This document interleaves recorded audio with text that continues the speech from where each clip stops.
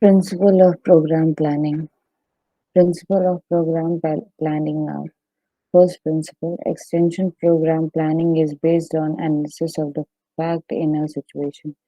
This means that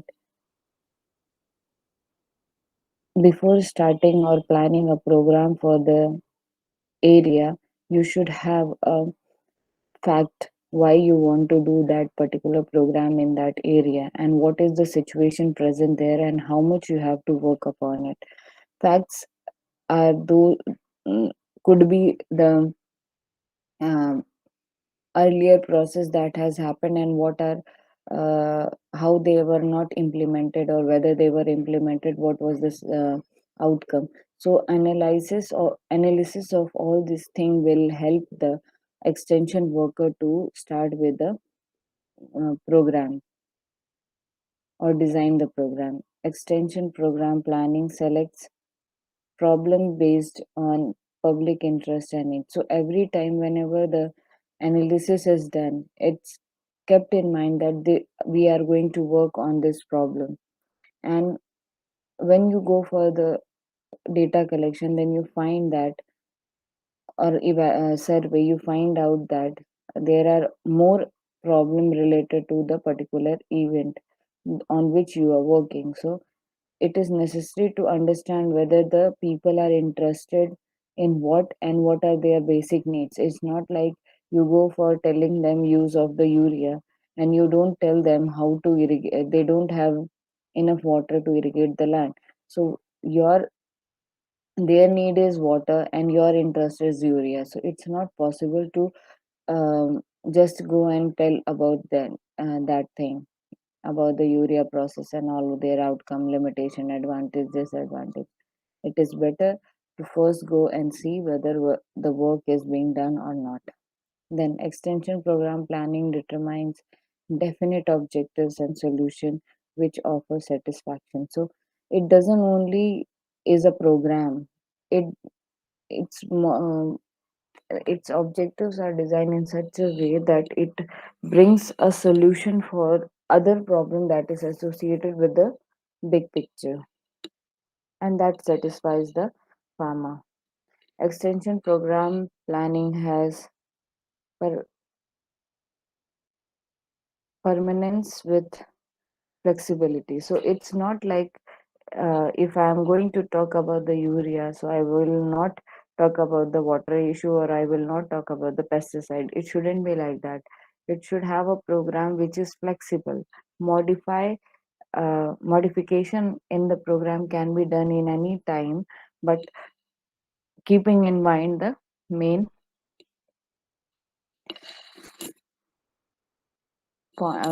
aim.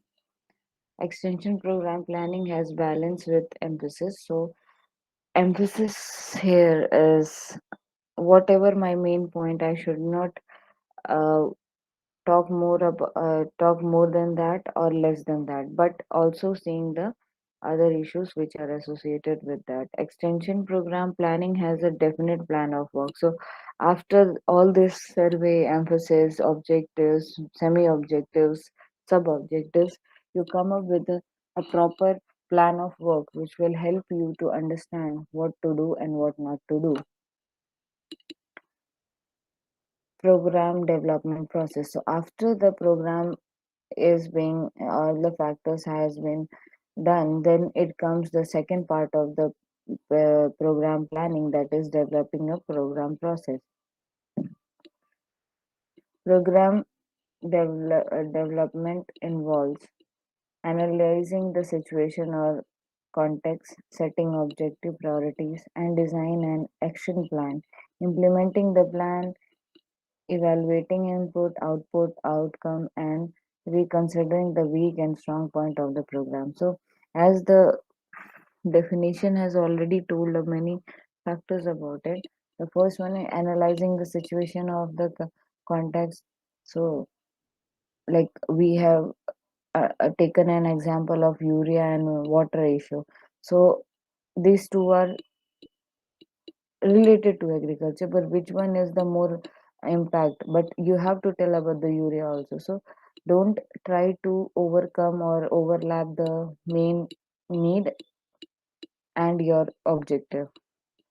Then set your goal according to the needs of the farmers and interest of the farmer. Design your plan of action in such a way that their basic needs are also completed and your main motive of producing this program is also accomplished.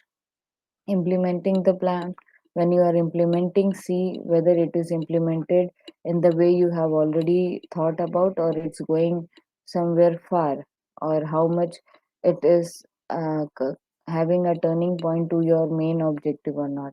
Evaluating inputs, so whenever uh, a program is being given into the village, it is necessary that there should be a implementation of things to be done so that the people can understand uh, um, whether it is applicable or not.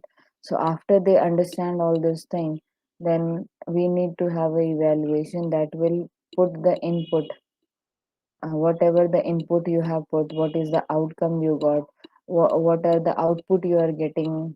Okay, well, if there are weaks and strong points, what are they, and what should be reconsidered and which should be kept for the further use.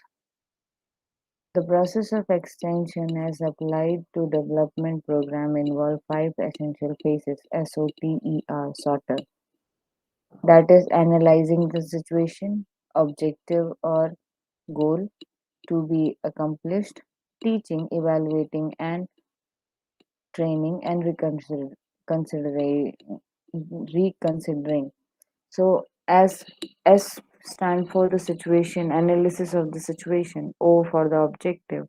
After analyzing, you set up your objectives and what are the other goals that should be accomplished. Then, teaching, what are the teaching methods you will use to accomplish this thing.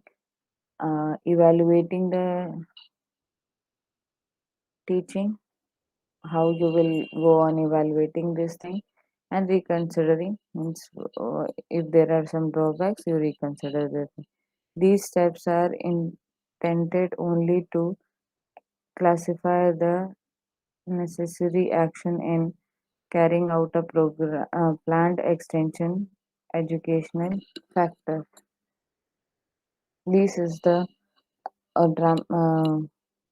diagram that will help us to understand how to segregate the process of program planning.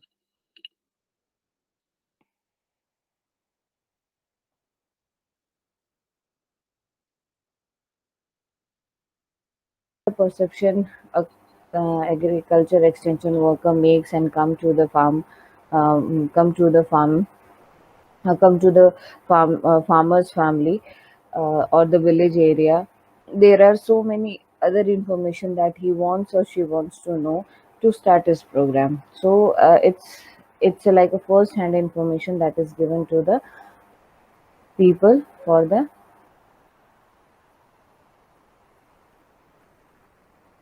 people to understand the fact.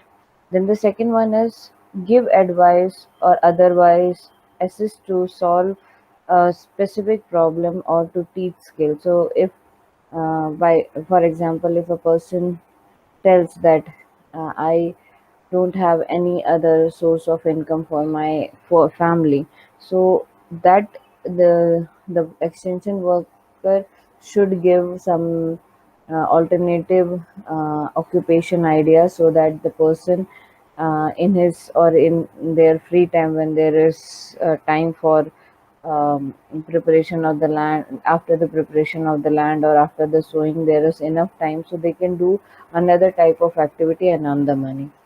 Okay, arouse the interest of those not reached by other methods. So it's not like other methods can be are there, so many methods are there.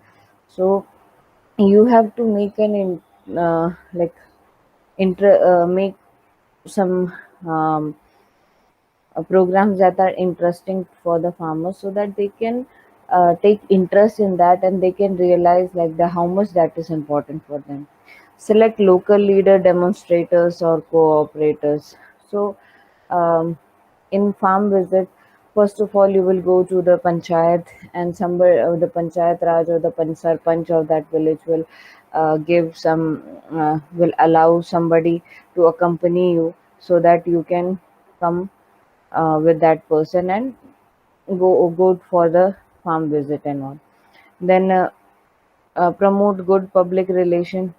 So like if leaders are from the village or the demonstrator are from the village, it is very effective to make your program understandable to the farmers. So it's means it promotes a good public relation. So when you go with somebody who is very known to the farm village, and you interact with that, then he will also give you some, or she will also give you some idea about that particular family, so that you get closer to that family, understand that thing, understand the basic problem, on ground problem of that family.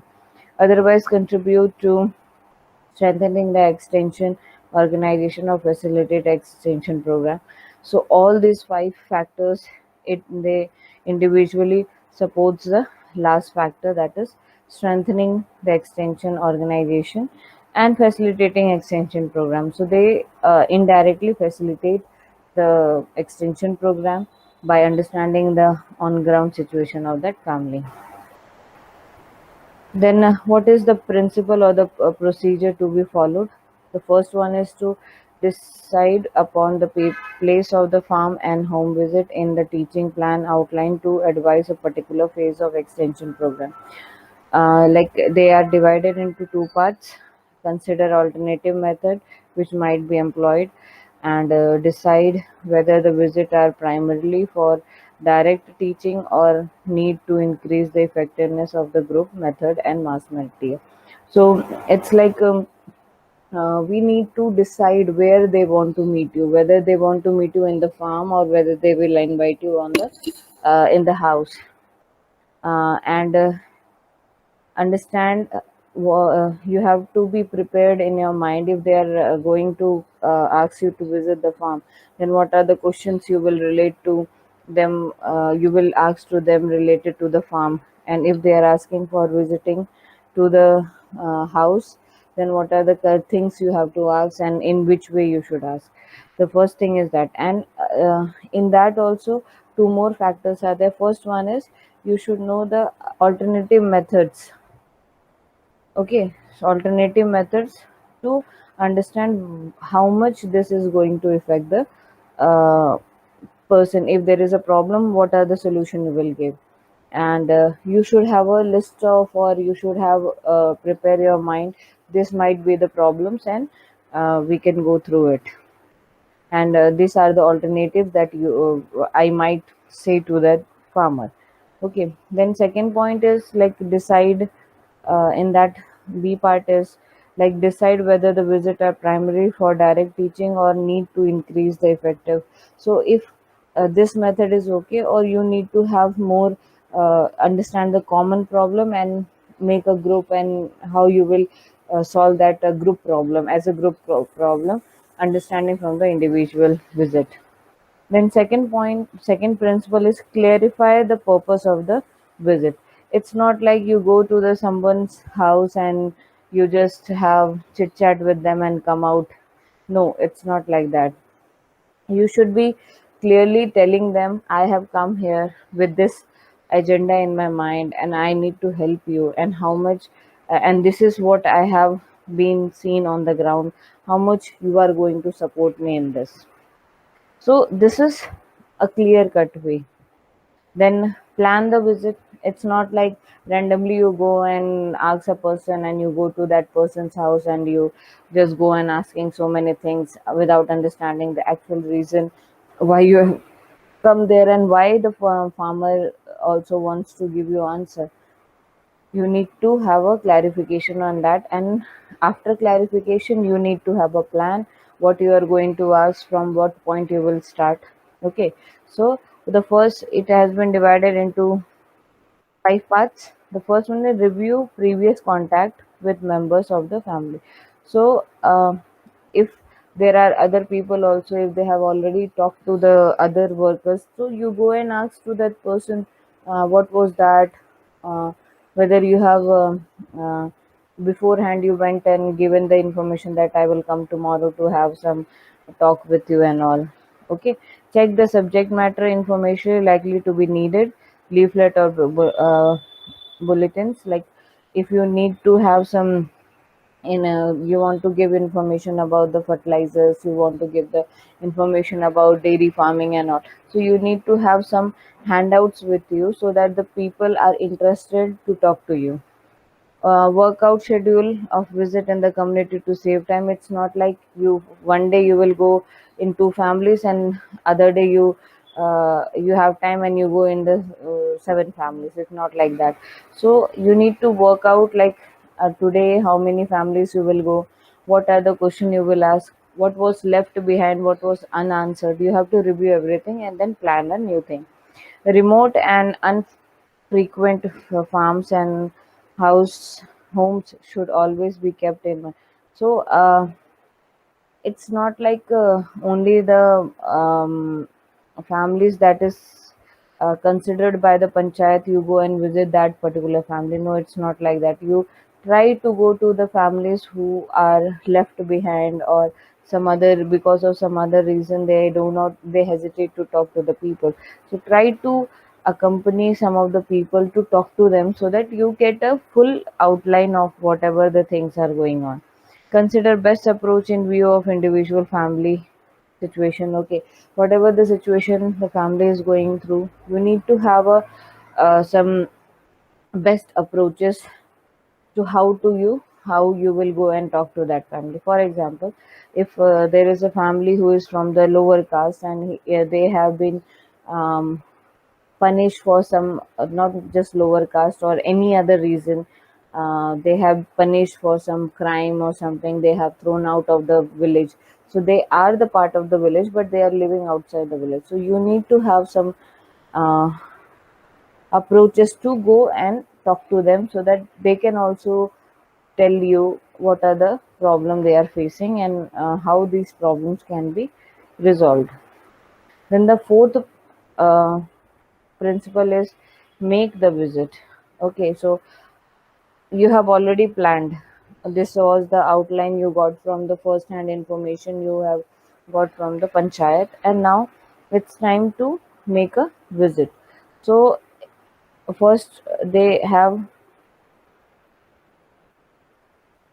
10 approaches that should be 10 approaches that should be kept in mind while making the visit. The first one is punctuality. If you have tell that I will come at 10 o'clock, please be there at 10 o'clock, because maybe the farmer will go to the farm for some work, or maybe they will have food or something, maybe they will have some other work. So let them finish all that, get free, and then you go there so that they can give you full time and full information whatever you are going to ask. Be friendly, sympathetic to them. So it's not like you go there, you ask like a survey person, "Oh, what was this and that," without having any politeness in your voice. Be humble to them, be friendly to them. Start asking about the journal thing and then go to the in-depth way. It's it's not like by question they will answer you as if like they are interviewer, you are interviewer and they are interviewee. They will go and give the interviews, you mark the answers and that's over. Okay, then the third point is gain and desire interview confidence. Even it's many of the like in the rural area, most of the farmers are very conservative. They don't want to expose anything, they don't want to talk to the other people. They will they don't want to have any interaction with the outside people. So try to gain their confidence, try to understand whether they are interested in talking to you or not. Let the farmers do most of the talking. It's not like always you are talking from your side. Ask them a little bit question and go on adding, okay, what happened, then what happened, then what happened. Let him tell you everything about the farm and the family. Speak only when he is willing to hear you. It's not like you will cut him in between and start telling you. the new things. Okay, I think this is good. I think this is. Don't say like that. Try to understand what he wants to hear from you and how much he wants to tell you. Talk in terms of his interest, not in your interest. Use natural and easy language. Speak slowly and cheerfully. It's not like with rude, okay, I need to complete this today, I need to complete this family, so please give me the answer and I will go. Don't be rude like that. Be polite, go on slowly, because nobody opens with a person who is first time visiting you. You need to have a good relation to that family so that they have trust on you and they will tell the problems.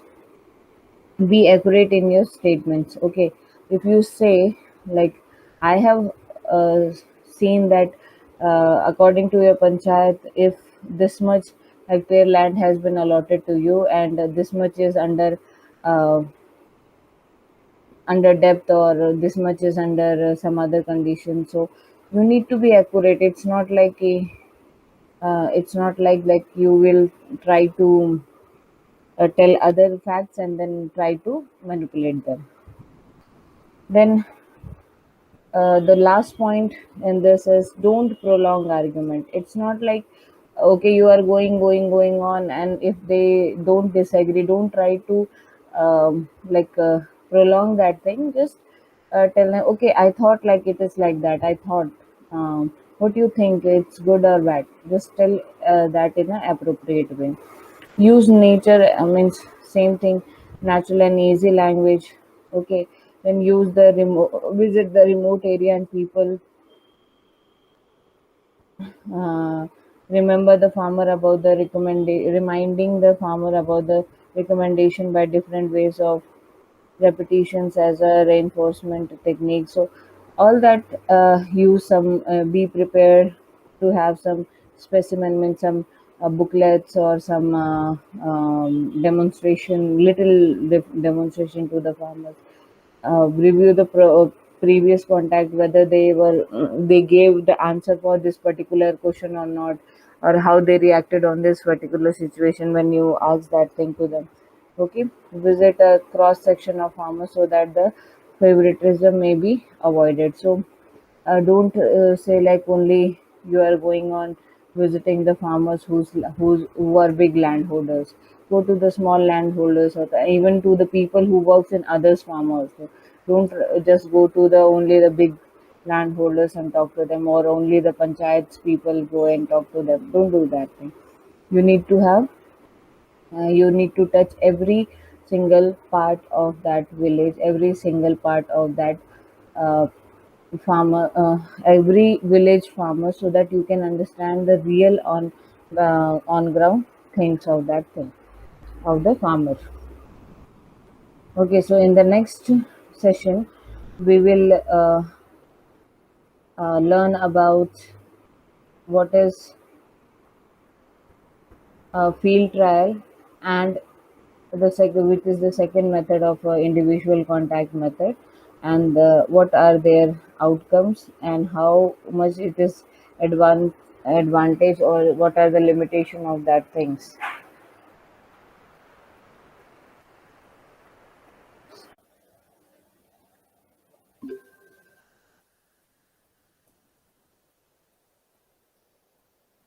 So there are, in India there are more than 2800 caste and subcaste with some differences. So if we talk about the correct definition of caste, so Lenberg in 1968 he defined the caste as, a caste is a society category whose members are assigned a permanent status within a given society hierarchy, and whose contacts are restricted accordingly. So here the definition has already made a clear view about the caste, that it is a society, means it's not origin of a human being, but it is originated from the society whose members means it have a rule and regulation, like they have a memberships and all. So those who are in that society, they are assigned with a permanent status within a given society. Okay, permanent status here means if they are living, if they are called as fishermen, then they are permanently they are fishermen forever. Okay, and within a given society hierarchy, or even in that also, even the permanent status, they have some hierarchy in that, and whose con- contacts are restricted accordingly. So, according to their permanent status, according to their status in the society hierarchy, they have some contact, and there are some restricted rules and regulations which restrict them to mingle with other hierarchy, other society hierarchy people. A.G. Green has also given us definition to caste. That is, caste is a system of stratification in which mobility up and down the status ladder, at least ideally, may or not occur. So A.G. Green said, like it is a stratification, division in the society, which which is not permanent, and people can uh, take efforts to go up in the hierarchy and come down in the hierarchy according to their status. If they increase their status or if they improve their status, they can go up. If their status has been affected by different things, then they can come down.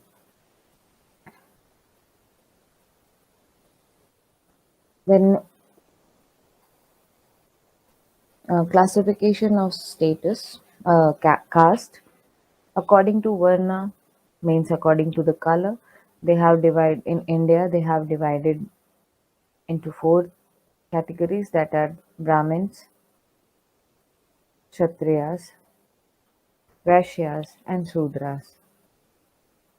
According to Jati, means the species or kind of anything. They are divided into four categories. The first one is a region or a local sub classification, including a more complex system consisting of hundred or even thousands of castes and subcastes. Its hierarchy is more local classified that varies from region to region. So if you talk about the history of the caste, the Varnas classification is roughly 300 years, 3000 years ago. So the Varnas, according to the color classification, has been defined in 3000 years ago. That means that this is the culture which is followed in India in 3000 years ago. So the caste system stood for different things in different time periods. So it wasn't a constant thing. So it was changing according to the time period, um, according to the rule or according to their jobs or services they provided. Can't say it is misleading the same thing for last 3,000 years. In the Vedic period, roughly in 900 to 500 BCs, the caste was in Varna system consisting of only four major divisions. These divisions were not very elaborate or very rigid, and not determined by birth. So, as the second point here is second and third point has clearly defined that the caste system was changing according to the time period, and it was misleading the same thing for 3000 years. So here, as said, like in Vedic period, the caste system was only a four division, and Varnas, according to the color, the caste system was about four division, and these divisions were not elaborated. It was rigid, only four, not more than four or not less than four, and it wasn't rigid. Means all the rules and regulation which were followed in that thing were not constant. It could be changed, or it can be changed. It would be changed in that time, and it wasn't defined by birth. Where are you born? It wasn't a matter of the caste. The movement across the category was possible and common. Okay, so the movement according to the category was possible. Like, for example, 3000 years ago, if you want to know that it was about the um, Rishi Muni time, where local people and the Sadhvik people were there. So, if some person who is from a local family and tries and prays and tries to devote his life towards the God, towards the nature, then they used to be uh, transferred into some other identity that was from a common person to a sadhvik, that we call as a religious person or a priest, and then they can have all the uh, facility of that particular uh, caste in that time. So this is an example, normal example. If you talk about the kingship, if a king has a minister, and his minister's boy is a person who is in the um, army, or the chief of the army, like Senapati, then he was not a Kshatriya, or the minister was not of the upper caste like Brahmin. So, in one family, it become like there are different people belonging to different castes. Like father is from the higher caste, the son may be from the Kshatriya caste, like that.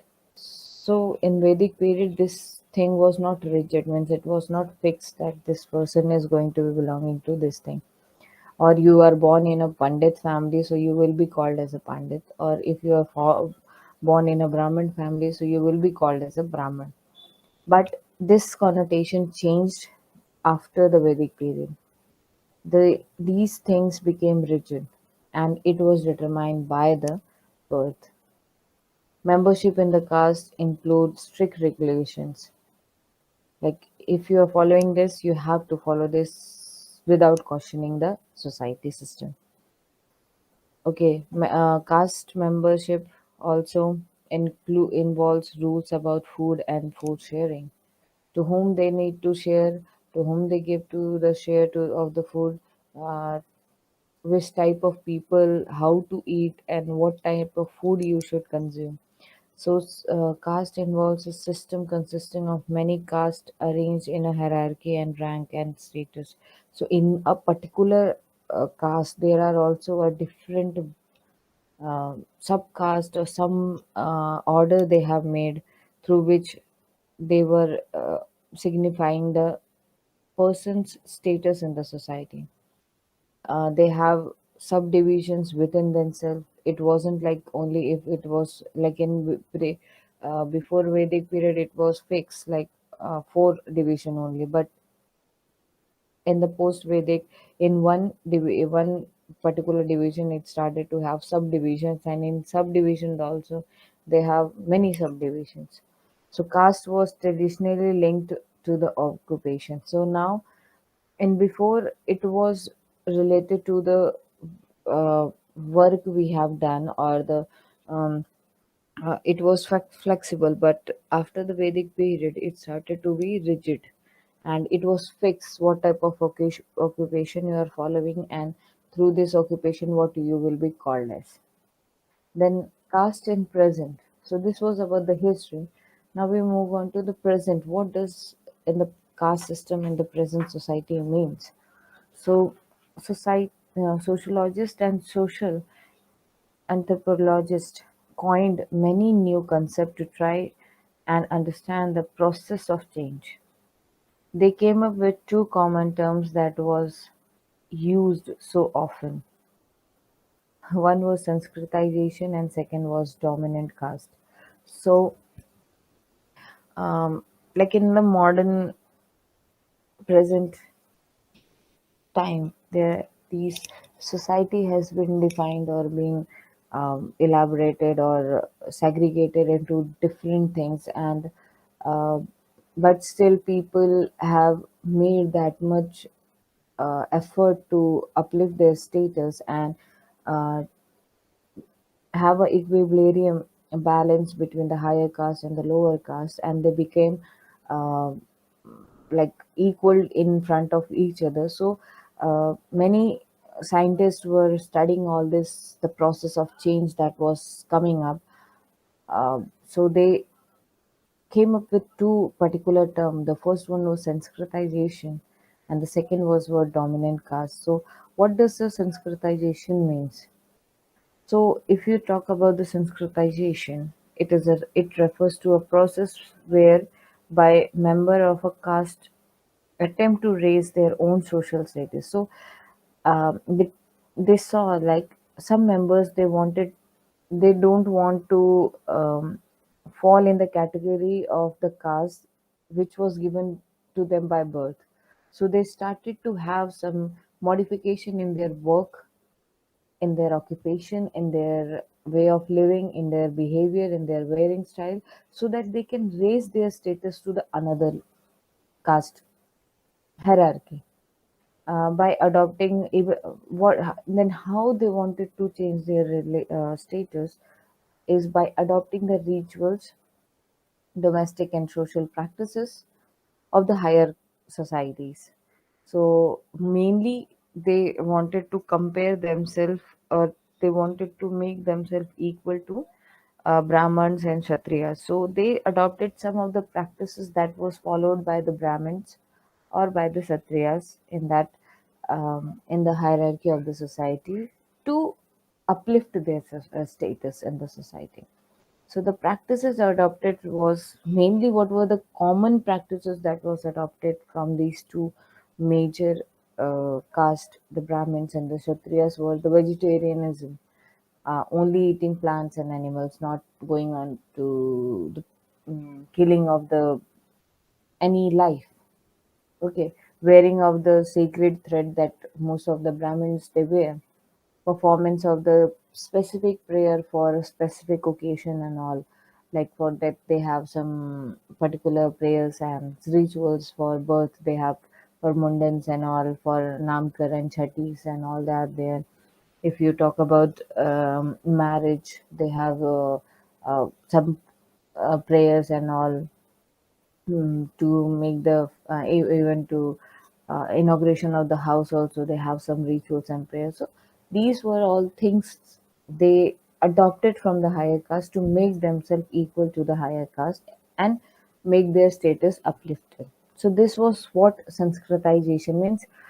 Their Sanskriti was means the caste that the people, the group of the people that they were having, these people were trying to adopt the Sanskritis of these two higher castes and wanted to become equal to them.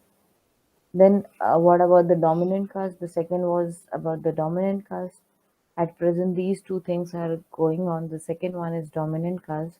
So, what does the dominant caste means? It refers to those castes which has a large population as was granted land rights. These were the population those who were involved in the management of agricultural land but were not the cultivators. Okay. They used to hire the labor from the lower caste and the untouchable caste for the leveling and tending of the land. So dominant, by the word it means to rule over. So like in Sanskritization, we studied about there are some people who adopted some rituals from the higher caste to become almost equal to the higher caste. So same, there were some dominant caste also. They also came up. They were people with the land right, but they were not directly involved in like landlord work. They were people who was like munshi, like Yadavs, like we can say a mediator that they were trying to become. So they used to have laborers from the lower caste. Lower caste are Sudras and Vaishyas.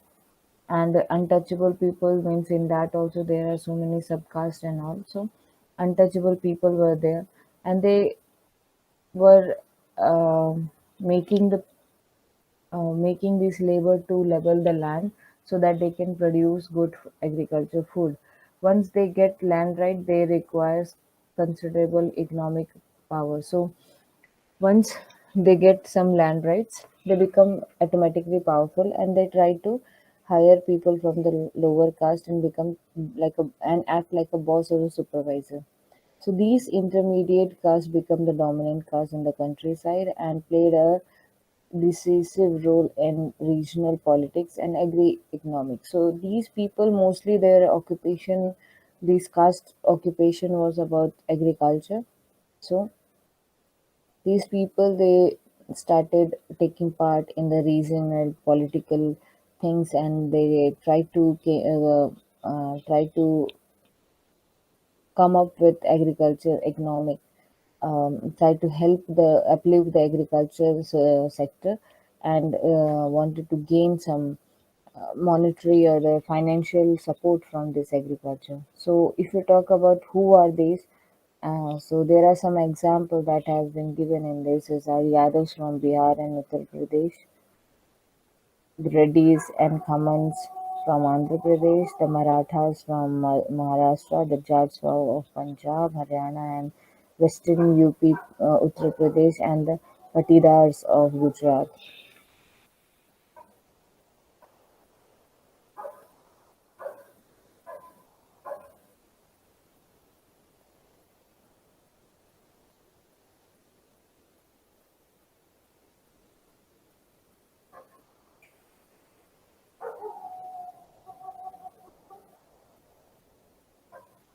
So the second factors in the social institution world is about the tribes.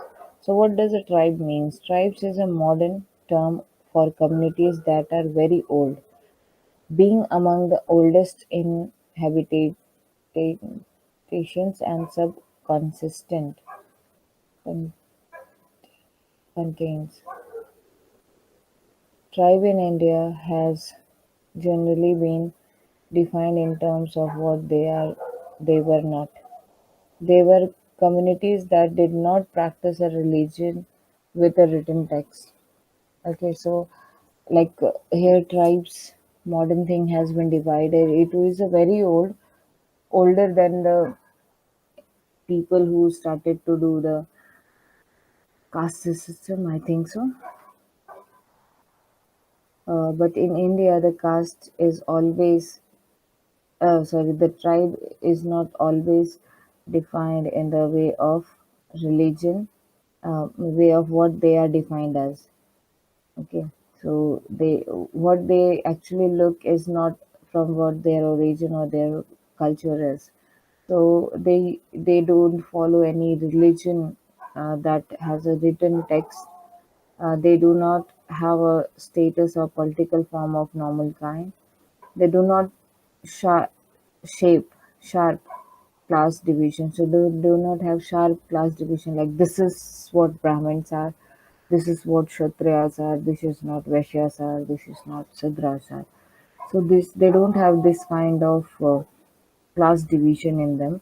So they do not have caste and were neither Hindus or the peasants. So they were not falling in the most of that category that Hindus, or they were not farmers also. So they were divided into trades. The first one was permanent trades and the second was acquired trades. So the permanent trades, if you talk about the permanent trades in India, so there are 85% of the tribal population living in middle India, stretching from Gujarat and Rajasthan in the west to West Bengal and Odisha in the east, with mm, Madhya Pradesh, Jharkhand, Chhattisgarh, and part of Maharashtra and Andhra Pradesh. The remaining 15, out of which 11% is in the northeast status, leaving only 3% in the rest of the country. So, if we look at the share of the tribes in the state population, the Northeast has the highest concentration. The ecological habitat covers include hills, mountain, rural plain, urban industry area. In terms of language, they are divided into four categories: Indo-Aryans, Dravinas, Dravidian,